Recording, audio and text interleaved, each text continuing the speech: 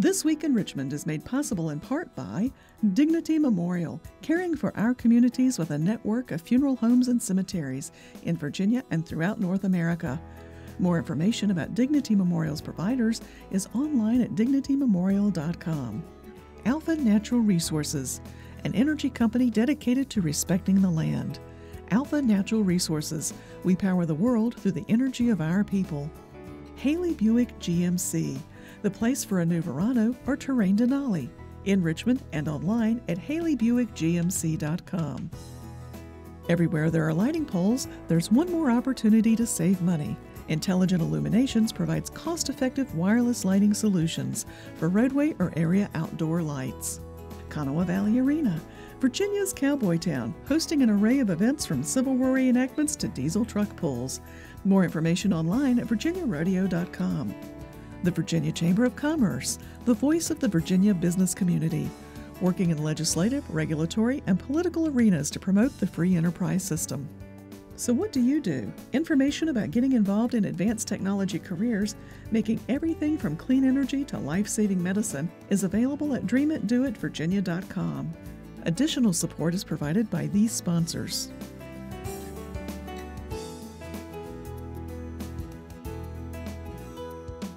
And by the members of Virginia's public television stations. Thank you.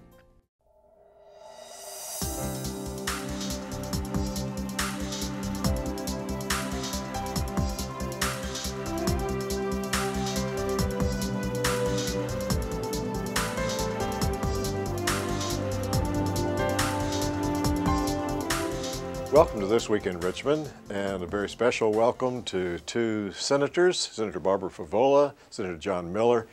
Delighted to have you all here in Northern Virginia, Newport News, and people with experience to talk to our viewers about some of the hot issues. Now, Senator Miller, since you have one more term under your belt than Senator Favola, we'll start with you, and then the two of you go back and forth on some of the hot issues. Well, it's good to be with my seatmate. We sit together Yes. on the floor of the Senate, and it's only fitting that we be here today. But thank you for this opportunity. The one thing I wanted to talk about was SOL reform. We have tried in the Senate at least to reduce the number of SOLs in the third grade from 4 to 2, so we can concentrate on reading and math, those two subjects that are really critical to a student's success in the rest of their academic life. And as we have moved through the process, there is a great movement to reducing the total number of SOLs in elementary and middle school. The House has reduced it from 24 down to 17. Maybe at some point we can go a little bit lower than that, but I'm glad to see that the SOL reform movement is alive and well, and we're going to make some real progress this year. I think a real important element to the SOL reform is the tests that we are going to administer in the future hopefully will test more of a child's analytic ability and less of that just rote memory skill. And also we want to make sure that the tests are meaningful and really help a child grow. So oftentimes children are forced to meet an arbitrary threshold. And the fact of the matter is they may have come in at a fairly low skill level, academic skill level, and they progressed quite remarkably. But just because they didn't meet this arbitrary threshold, they're marked as failing. And we need to get away from that. We need to start measuring progress. We need to reward progress. We've also got to make sure that we don't have a generation of memorizers. We've got a group of children now that can tell us when we went to the moon, but they can't tell us why. And so we've got to make sure that analytical thinking skills are foremost. Absolutely. Okay, what about another issue, Senator Favola? Well, one issue, and I know Senator Miller feels strongly about this, is the Medicaid expansion. Governor McAuliffe ran on that issue. We have 400,000 working Virginians who contribute every day to our economy who cannot afford to go to a doctor. And it's very, very unfortunate, and it's very costly for all of us because these individuals wait until they're very sick, they go to an emergency room, the cost of care is at its highest, and their outcome is not very good. So we have an irrational way of serving these individuals right now, and we've got to change that. We've got to come along and decide that it is worth our effort to ensure working Virginians. So how we do that is going to be the big debate. There are lots of reasons why we should move forward. You know, $22 billion in federal aid over the next 10 years, and 30,000 jobs would be created. And of course, Virginians right now are sending tax dollars to the tune of $5 million a day to the federal government to pay for the expansion in other states. So there are real solid economic reasons why we should move forward with Medicaid expansion, but it will be the debate of the budget. And there is a proposal in that is sort of a variation of Medicaid expansion. It would put some of these folks into a marketplace scenario, and we have to evaluate that and see if it makes good economic sense, see if it makes good sense from a patient perspective. But there's growing consensus, I think, that we have to give the governor an option that he can move forward with. So I'm hoping that we have a meeting of the minds. So far, the only opposition I've heard is that you can't trust the federal government. They say they're going to pay 100% for the first 3 years and then step down to 90% in the out years. And the argument against it is, well, the federal government's not going to be able to meet that 90%. All we have to do is write in a clause in the law that says if the government doesn't meet its commitment, we can get out. Had we done that with the car tax, you remember that was sold as a $300 million program. It's now capped at $1 billion and probably would have been $2 billion. But when the rules of the game change, then you've got to be able to be flexible enough to say, wait a minute, that's not what we agreed to. So if the argument against it is you can't trust the federal government, we can take care of that, and we can make sure that if the rules change, we get out. So I think there are other forces at work besides just that argument. I wonder if you see any middle ground on this, because in talking with some of your colleagues who are vigorously opposed to it, they're saying they don't see the middle ground. Well, the folks who are vigorously opposed to it really, in my view, are vigorously opposed because of political reasons. This is associated with Obamacare. And this, you know, the talk of any permutation of Obamacare just, you know, irritates some people. I think you've got to get over it. Whether you agree with Obamacare or not, Obamacare was created to solve a problem, and the problem is still there, and it has to be addressed. Economists on both sides of the aisle are telling us it is not good for the economy to have such a drain on our healthcare system. And our hospitals really are suffering incredible financial, not demise, although we did have one hospital close, but financial strain because of this high caseload of the uninsured. So they're begging us to participate in Medicaid expansion. I think John's right. We can address whatever logical and rational concerns that people can articulate. We can address them. Now, this political, you know, getting yourself wrapped around an ideology, we can't address that. And that's where we're going to have to really figure out where the logjam is. Another issue, Senator Miller? Well, I think probably the biggest problem we face in Virginia is not transportation or education, it's redistricting. We have so artfully drawn these lines that in 2011, when the House ran, 100 members ran, we knew the outcome of 95 of those races, 95 out of 100. 65 of those races didn't even have opposition from the other major party.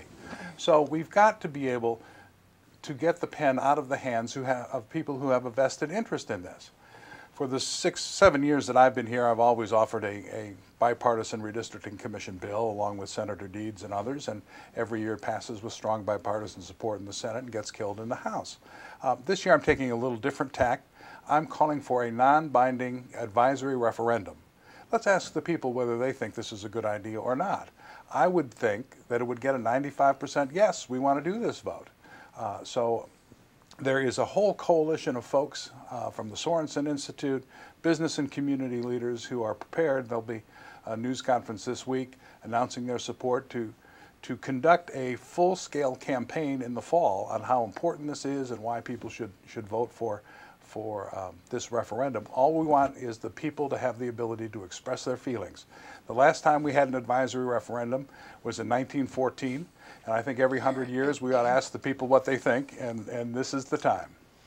Well, so it's a matter for the House to approve the... The House would have to pass the bill. the Senate has approved it and sent it over there, and hopefully the House, and a lot of times the House is asking for referendum on the marriage amendment and those types of things. So we'll let them have the opportunity to give the people speak their mind. When I talk to college students quite a bit, I have taught classes now and then, and of course both of us talk to students about government and about the state government, and I always tell them that if we had nonpartisan redistricting, it would be the most important transformational element we could bring to state government. Because right now the districts are drawn in such a way where one party dominates that district. So there is no incentive for a lawmaker to compromise or to move to the middle. In fact, there's a disincentive because lawmakers are afraid they'd be primaried. And in a Republican district, they'd be primaried on the right. In a Democratic district, primaried on the left. And that really is the only competition in 97% of the districts. So you don't get this willingness to operate from the center, to search for compromise, to bring balance to your policy discussions, and we need that. We'd be able to operate better, we'd get better policies, and it would be better for the Commonwealth. People really ought to be elected on their vision for Virginia, and not whether they have an R or a D after their name, and this is what this would do. Okay, any other issue that you'd well, want to mention? I'm working quite hard this year on mental health reform. We had this terrible situation with our colleague, Senator Deeds, and it pointed out just how many gaps were in the system, and I put a bill in which was rolled into Senator Deeds to ensure that state facilities have to provide a psychiatric bed if one is needed, and there's no local bed available. It's because right now, folks can be released if you go for an involuntary commitment and a judge wants to issue a temporary detention order, he can't do it unless a bed's available. And this bill, and so far there's funding in the budget, would ensure that a state facility actually have a bed available. It is so critical that we address mental health. We are spending today less on mental health than we did after Virginia Tech. And we put millions of dollars in to solve the Virginia Tech issues. But at the same time, we were taking that money away from the community service boards. It really is a function, in addition to making tweaks about the time periods and all, it's really a question of funding, and I think we've addressed that in a significant way in this budget. I did put in some budget amendments that are funded on this Senate budget, which would actually ensure the juvenile justice system. We have 35 juvenile court service units in the state, that they would have the resources to hire mental health experts to do evaluations of our juveniles. We're not providing that service here in our juvenile justice system, and that's unfortunate because the system is intended to rehabilitate youth and you need that service.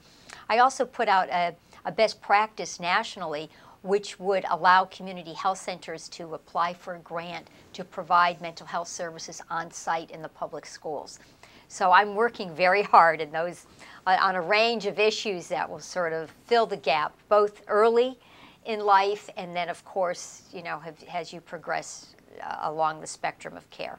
Senator Favola, Senator Miller, thank you both for being on This Week in Richmond. Sorry that our time has run out, but we'll have you back on again, for sure. Good to be with you. Thank you. Yes, very good to be with you.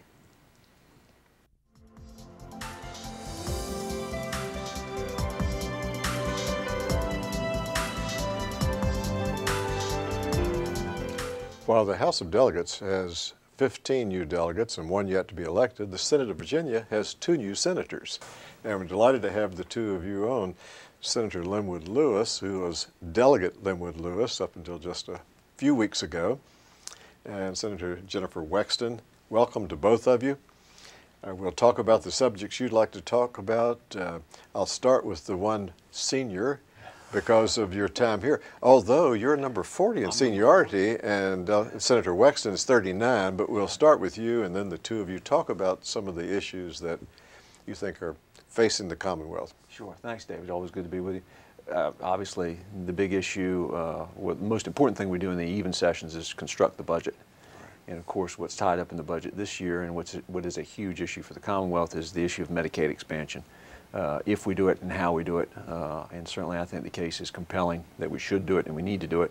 And so that may be problematic in terms of reaching a final resolution on our budget, which causes all sorts of domino effect problems for the rest of the Commonwealth. But we've also made some real bipartisan progress on SOL reforms, and we're dealing, I think, meaningfully with the mental health issue. And I think in the context of working out the budget, we'll have a compromise on that. So they're all huge issues, and two of which we're making some real progress on, and the other hopefully so. Senator Wexton? Well, I'm new to the Senate, as you know. I'll just tell you a little bit about my district. I represent the 33rd Senate District, which had been Mark Herring's. It goes from town of Leesburg in Loudoun County and goes east into Fairfax County and encompasses Ashburn, Chantilly, Sterling, a little bit of the town of Herndon. So it's a very diverse district. It's a lot of, we have a lot of minority population. There's big Latino population, big Asian population, Indian, Muslims, and a lot of also young families. My district it's basically an exurb of Washington, D.C. A lot of people spend a lot of time on the roads commuting into Washington, D.C. or Tyson's Corner or some of the other Northern Virginia business destinations. So the people of my district, things that really concern them are, you know, your kitchen table issues, transportation, they want to get home at the end of the day, education, they want to make sure that their kids have the best education that they can, and they don't want to pay too much in taxes, just like everybody else. Right. When coming to the Senate, it was too late for me to propose my own legislation, so it's really been a learning process for me. And I have had the opportunity to co-patron some bills. But it is very fascinating to me how much we managed to get done in a very accelerated session. And as Senator Lewis was saying, I think we've made great progress in a lot of really important areas. Probably your constituents are more focused toward Washington, D.C., where they expect things to take a while to happen, and really in contrast here, they either happen or they don't happen very quickly. True, although a lot of the same bills, it seems, come up year after year because they don't necessarily pass on the first try. But yes, that's true. Except, you know, it's certainly the atmosphere in Washington D.C. is something that people don't like. Right. And I think one of the nice things about here in Richmond is there is definitely much more of a camaraderie and more of a willingness to work together to see that things get done. Senator Lewis, might describe your district too, because many people, those who know you, are thinking about the Eastern Shore, but it's more than the Eastern Shore. Right, much more than the Eastern Shore. It's the two counties of the Eastern Shore, the county of Matthews, and about half of the city of Norfolk, and one precinct in Virginia Beach. So it's a pretty geographically diverse as well as the demographically diverse district. Now, early on in the session, I happened to be in a committee when they were acting on a bill patroned by Delegate Lynwood Lewis, and it was interesting, some discussion that some of the newer delegates asked, can we actually deal with a bill of someone who's now over in the Senate? But the time you arrived in the Senate, it was probably a little too late to introduce your own bills. It was, and so I'm shepherding through Delegate Lewis's bills as Senator Lewis, and we've got three or four of them that I was able to get through via remote control and the help of some friends on the House side, and so we'll be dealing with them. Actually, one of them coming up on the floor tomorrow, probably. So they're mostly local 100th House District centric type things. Nothing really grand, but important to the people that they impact. So as you've come in and have jumped right into this process, right in the middle. You've come to a time when ethics reforms certainly are bigger than they have been in a long time here at the state capitol. Is that something that you've worked on in any of your committees or on the floor? We've talked about it as a caucus, obviously, and Senator Norman's bill was the vehicle on the Senate side. And there's been some criticism that it didn't go far enough, and I think there's some validity to that criticism. But at the end of the day, it did make progress in the right direction as far as ethics and ethics reform in the Capitol go. We had a very egregious situation, a very tragic situation, really, and you know, sometimes it takes it's wise to take a deep breath before you react too much from one situation, but clearly some reforms were needed, and we made some, and if need be, next year we'll come back and make some more. Coming in as an attorney, what committees are you serving on? I'm serving on Courts of Justice, which is wonderful. I'm enjoying that immensely. Agriculture and Natural Resources, which is also fascinating. I'm on Privileges and Elections and Rehab and Social Services, which is also, I think, a good fit for me. I was an attorney in special justice in mental commitment hearings and also served on our Loudoun County Community Services Board. So we do see a lot of those social services bills come through, rehab social services. So I'm very pleased with my committee assignments. Yes, and your committees? I have Commerce and Labor, House Ag as well, Rehabilitation, Social Services, and Local Government. So all of them are important committees. I'm very happy with mine as well. They afford you a good opportunity to talk about some really important issues, so it's good. Most of the members of the Senate, regardless of parties, serve on more committees than members of the House. So you've moved from maybe 3 committees or whatever you had in the House to... I actually had 4 in the House. You're one of the ones with 4. So, right, and actually a couple that had Commerce and Labor in the House and Ag, and there was some heavy lifting over there as well. The real difference is no subcommittees over here. In the House, each committee had at least 3 subcommittees, and so that was a heavier load too. Yes. What other issues are you thinking that not just your constituents, but people around the Commonwealth ought to really be focusing on, watching as the session nears its scheduled time of adjournment? I say that with maybe a tinge of skepticism whether it will happen on March 8th or not, but what are some other issues that you would encourage people to be watching? Thanks, Lincoln. I'll defer. Well, you know, again, I've been through this before as far as the adjournment, and I share your skepticism, but ultimately we'll get it worked out. But, you know, I think the issues that Jennifer and I highlighted earlier on about mental health and SOL reforms, the ethics reform that you brought up, David, and what we do with Medicaid expansion, I mean, they're the huge issues that we'll be tackling, and they're going to suck all the energy up out of this assembly. Much smaller number of bills this year, and the pace seems more measured. But again, we're going towards that really crunch time when it comes time to inking the final budget. So one thing I would like to point out, it's something exciting that's going on, and it affects my district, but it affects the Commonwealth as a whole, and that's what's going on at Wallops with the spaceport, and now the UAS drone test designation that we just received a couple of months ago. Huge economic impact for the Commonwealth and the Hampton Roads region. And so I think that bears watching as we move ahead. There is a budget amendment on the Senate side for an actual construction, $4 million construction for a runway up there for these drone tests. So that's going to be important for us going forward. I would have to agree with Senator Lewis on that. And that's something that doesn't just affect the Eastern Shore. I mean, a lot of the tech companies who are involved in that are up in Northern Virginia, and they create tons of jobs for Virginia residents. And this is a very, very good thing for Virginia. So I do want to see that move forward.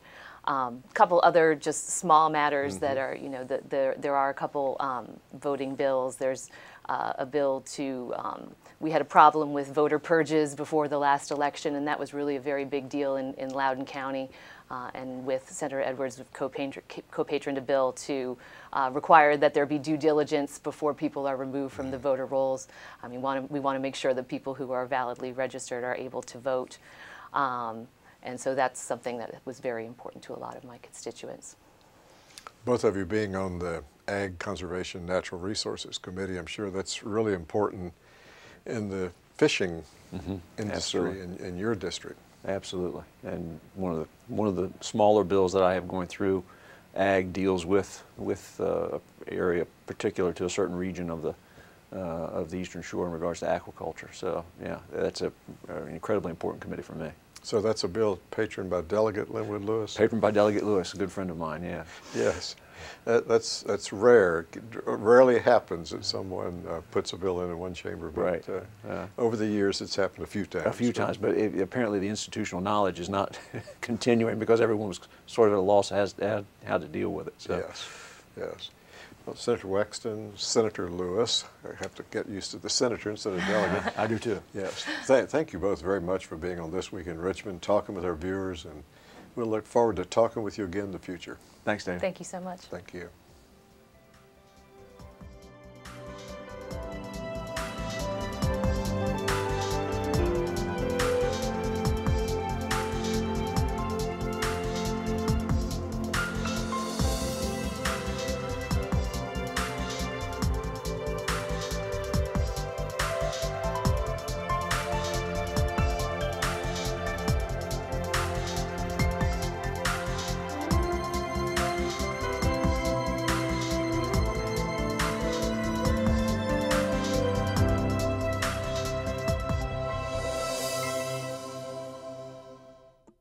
This Week in Richmond is made possible in part by Dignity Memorial, caring for our communities with a network of funeral homes and cemeteries in Virginia and throughout North America. More information about Dignity Memorial's providers is online at dignitymemorial.com. Alpha Natural Resources, an energy company dedicated to respecting the land. Alpha Natural Resources, we power the world through the energy of our people. Haley Buick GMC, the place for a new Verano or Terrain Denali, in Richmond and online at haleybuickgmc.com. Everywhere there are lighting poles, there's one more opportunity to save money. Intelligent Illuminations provides cost-effective wireless lighting solutions for roadway or area outdoor lights. Kanawha Valley Arena, Virginia's cowboy town, hosting an array of events from Civil War reenactments to diesel truck pulls. More information online at virginiarodeo.com. The Virginia Chamber of Commerce, the voice of the Virginia business community, working in legislative, regulatory, and political arenas to promote the free enterprise system. So what do you do? Information about getting involved in advanced technology careers, making everything from clean energy to life-saving medicine, is available at dreamitdoitvirginia.com. Additional support is provided by these sponsors.